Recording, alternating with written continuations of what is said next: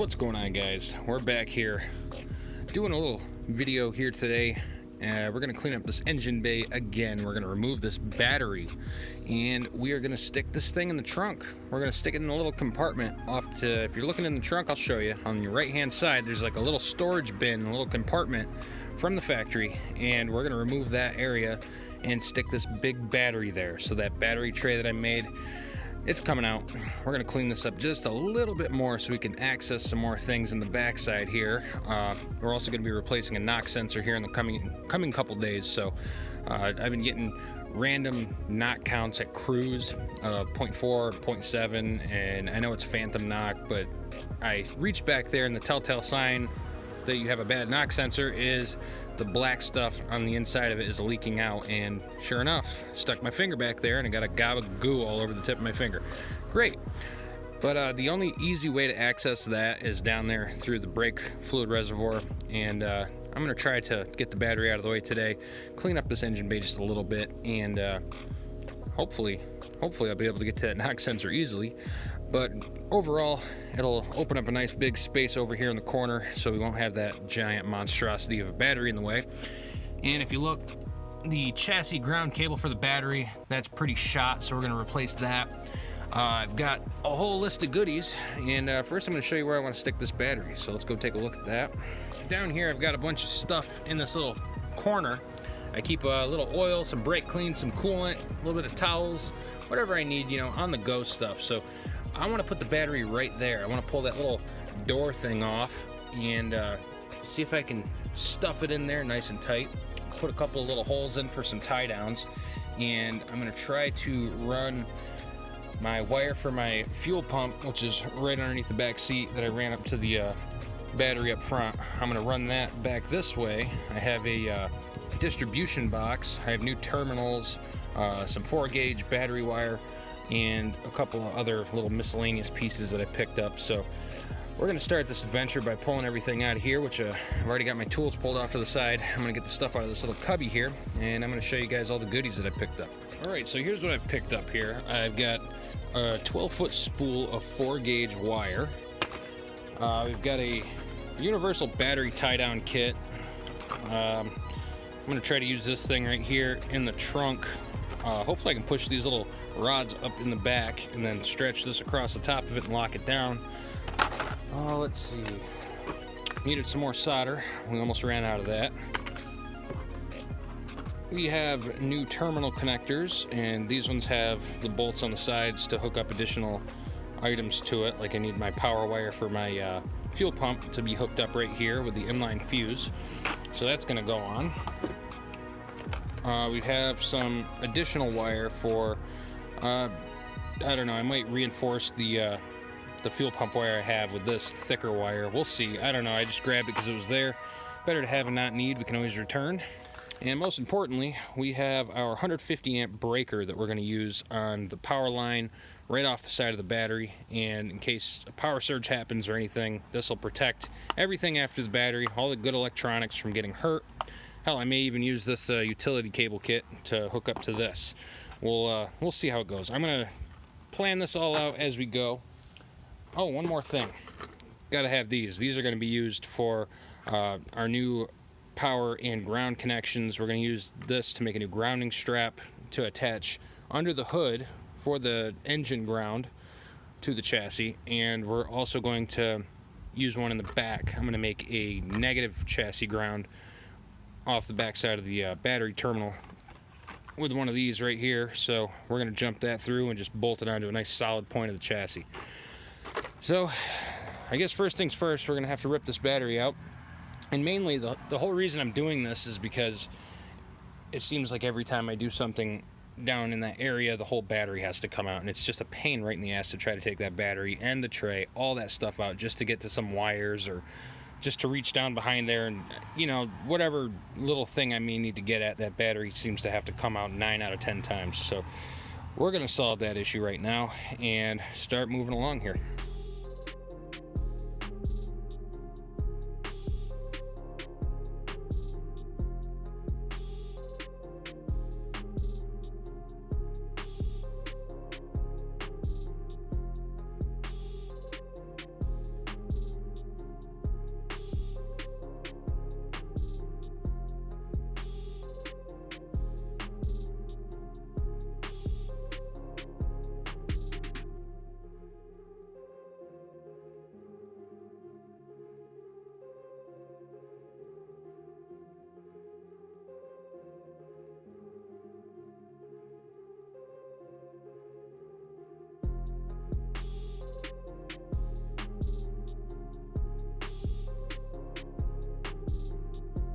Okay guys, so far I got the battery tray pulled out of here.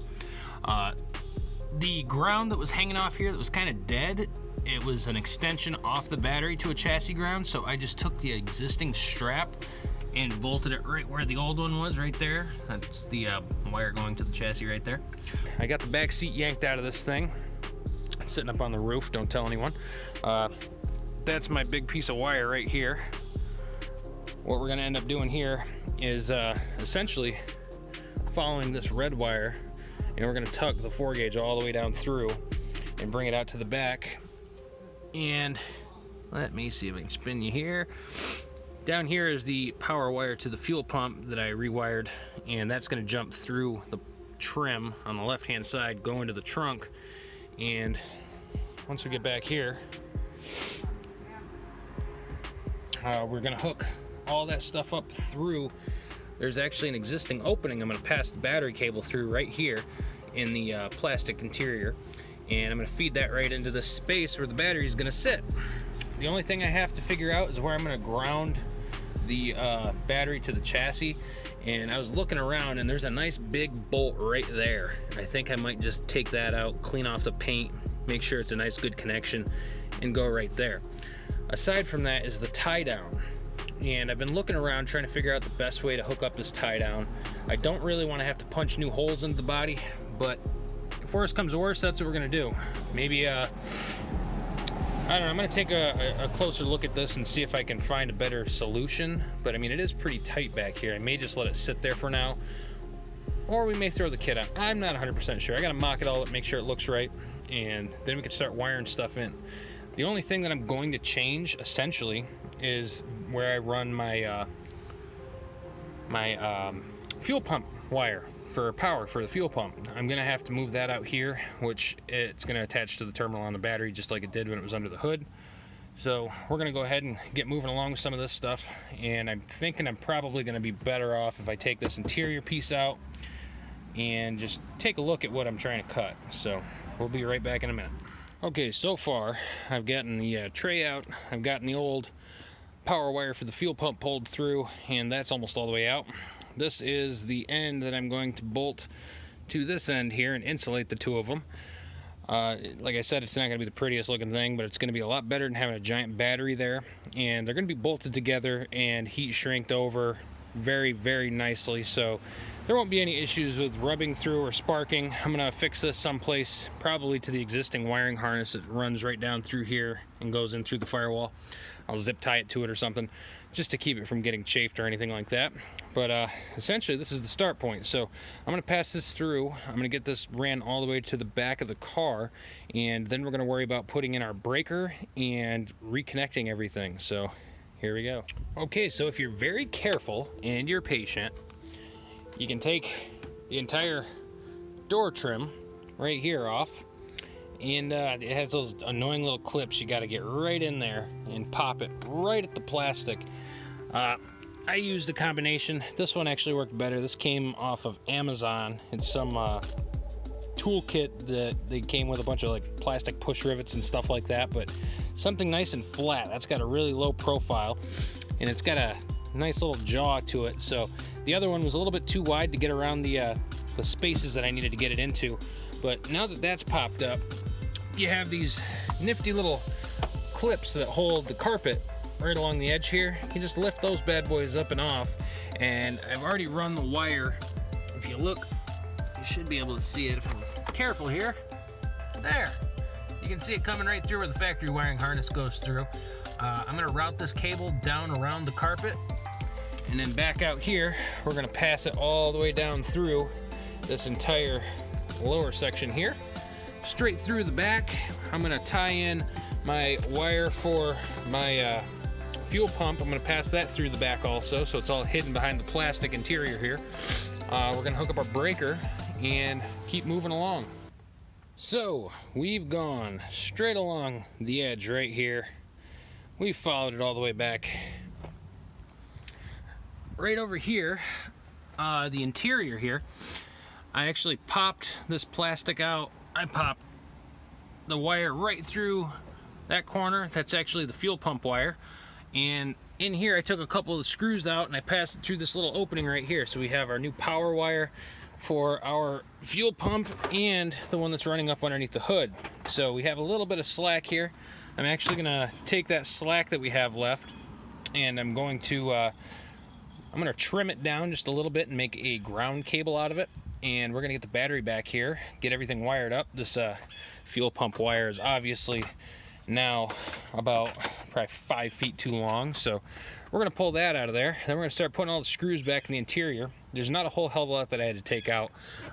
The cover for the shock tower had to come out. A couple of the screws down below had to come out, but overall it was pretty simple to get that pushed in here. And I grabbed a pair of angled needle nose pliers that are laying down there to pull the wire through. I just reached underneath the hatch strut here, reached right down that way, fed it through, and grabbed it with my left hand in those needle noses. So, all right, guys, so here's where I've landed so far. I've got my ground strap made. I got this basically mock fitted in here, and I'm gonna end up going right to that bolt hole right there. I've got the bolt all cleared off. It's ready to be bolted up. I soldered this on and cranked it down as tight as I could. That's a nice ground strap. This is going to be the power side. I have to just clean the end off of that and clamp it in. This is going to also be part of the power, and that's going to just affix right inside of there. I'm probably going to stuff it inside of that plastic a little bit or just leave it tucked in the corner here. This is the battery tie down that I got. It comes with a couple of wing nuts and a couple of these posts. So what I'm going to do is I'm going to mark this. I'm going to drill through the bottom here and push these up through. And from the bottom side, I'm just going to hit it with a little bit of undercoating to protect it from any water ingress or rust or anything like that. But so far, that's where I'm at. Everything else is put together. And I wanted to show you something else up front here. Let's see. Alright, so over here where the line from the battery is coming through, I hooked up the chassis ground here that was already existent, ripped out the old one, and what I also did was down here on the hard lines, I guess you'd call them, I put my breaker right here and I attached the basically the wire harness power to the new power. And this little push button here, you have a little tab that flips out, you push that and it shuts it off. Once it's closed, it's reset.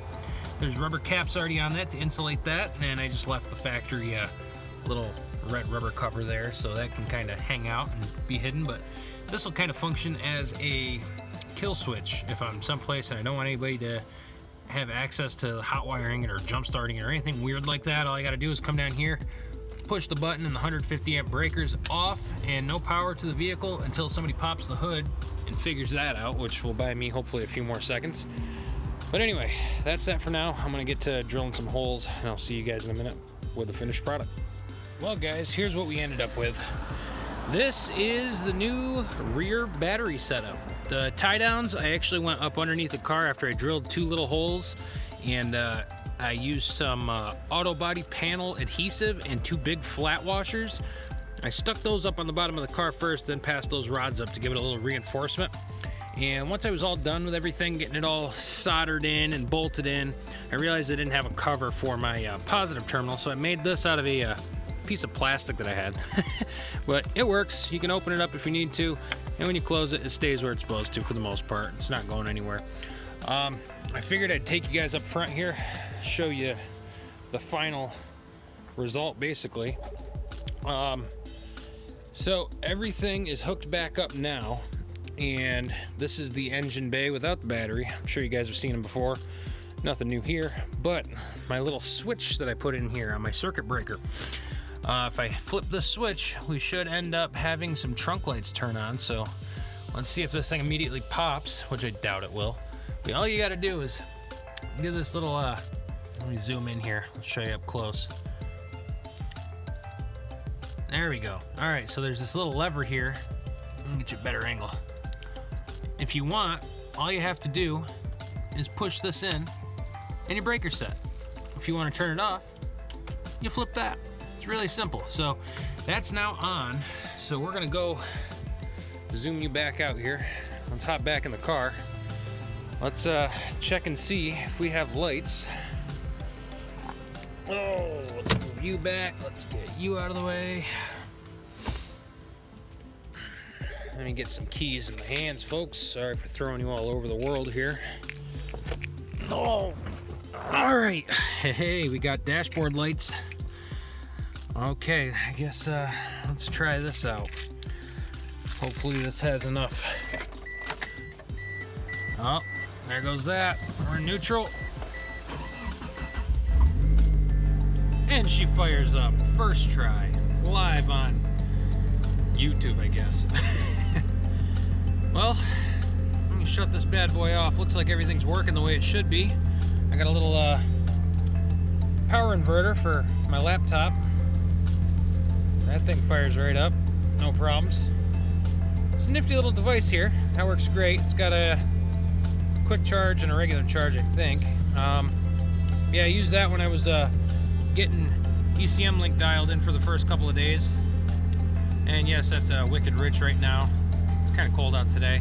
You can expect that. Oh, sorry for that noise, guys. Well, I'm gonna shut this thing off. Oh, the ding of happy battery time. Well, we now have a bunch of extra space under our engine bay. I don't know what we're gonna do with it. I know it's just gonna make things easier, and it's definitely cleaned things up a lot, so those are two bonuses right there. If I need to get behind that intake manifold or down on that side of the engine, I don't have to take out a battery anymore, or the tray, or the bracketry, or disconnect those terminals. Everything's nice and neatly run, and down there's the carpets there. I gotta vacuum and clean this car out, but everything's tucked right up under there all the way back. And let me see if I can spin you around here. In the back seat, everything is back to normal. All the panels and all the clips and all that are back in where they should be. You guys enjoy watching this stuff, make sure you go down below and make a thumbs up happen for us. If you like the videos and if you subscribe to the channel, it definitely helps grow the channel, and it helps more people such as yourselves and other new DSMers that are just trying to figure this car out and what they can do and what they can't do. It gives them a fighting chance of seeing some of this stuff, and I appreciate all you guys that have been with the TPG fam so far, and the guys that follow us over on Instagram. A bunch of really cool projects that I've seen over the last few months from viewers' submissions and videos and questions and all sorts of cool stuff. It's really great interacting with all you guys. I definitely appreciate it, and I really hope that some of the stuff helps one of you folks out there. And like I said, if it does help you, hit that little like button. It really does help. But anyway, guys, you stuck with it this long. Thanks for watching. It's been a fun one. We'll see you next time when we get into some exhaust modification and or tuning. I haven't quite decided yet. We're gonna be building our own custom downpipe, and I have to get this thing inspected in New York State. So unfortunately, the straight pipe's out of the picture. We're gonna get rid of the stock downpipe and throw on a custom-made downpipe from some of that 3-inch exhaust pipe that I have left from the kit that I ordered. And we're going to also be throwing in a 3-inch high-flow catalytic converter, just so smog will be all right up here. Well, they don't smog us, but you know what I'm saying, the New York State inspection. Anyway, you guys take care. You take it easy. And until next time, we will see you right here at today's Project Guide.